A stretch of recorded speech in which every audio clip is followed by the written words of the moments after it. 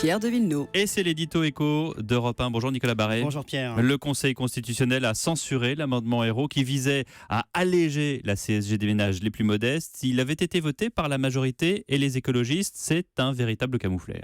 Oui, et on peut dire bravo au Conseil constitutionnel pour ramener un peu de raison dans tous nos débats fiscaux. Le Conseil avait déjà censuré partiellement la taxe à 75%, qui était une aberration électorale. Il vient donc de récidiver. Il faut rappeler ici deux choses. D'abord, le but de cet amendement Ayrault, qui avait été voté juste avant les régionales, était de faire un cadeau aux ménages les plus modestes pour qu'ils apportent leur voix à la gauche. Ça n'a pas forcément marché. Et puis deux, cet amendement de Jean-Marc Ayrault était contesté par son successeur à Matignon, Manuel Valls, et par le président de la République, qui ne voulait pas entrer dans cette manœuvre. Mais pourquoi l'ancien Premier ministre Jean-Marc Ayrault et la majorité y tenaient autant ? Alors, le grand fantasme de la vieille gauche, si on peut dire, c'est d'utiliser la fiscalité de manière punitive. Il faut taxer les riches.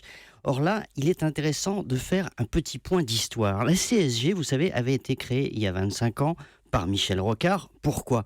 Parce qu'il avait constaté que l'impôt sur le revenu était très concentré sur les plus riches et qu'il fallait quand même que tout le monde paye un peu d'impôts parce que tout le monde bénéficie de services publics, de la police, de l'éducation, des routes, etc. Donc, à côté de l'impôt sur le revenu qui taxe les plus riches et qui a un effet redistributif très fort, on a donc cette CSG que tout le monde paye parce qu'on fait tous partie de la communauté nationale et qu'il faut donc tous contribuer. Mais dans l'esprit de Rocard, il n'était pas question de fusionner les deux impôts. Eh bien non, surtout pas.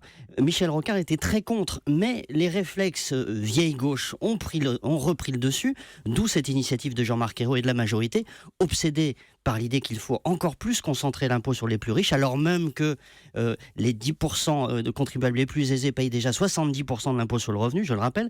L'amendement Ayrault aurait encore accentué ce travers du système fiscal français. L'étape d'après aurait été la fusion de la CSG avec l'impôt sur le revenu, qui figurait d'ailleurs dans le programme de François Hollande en 2012.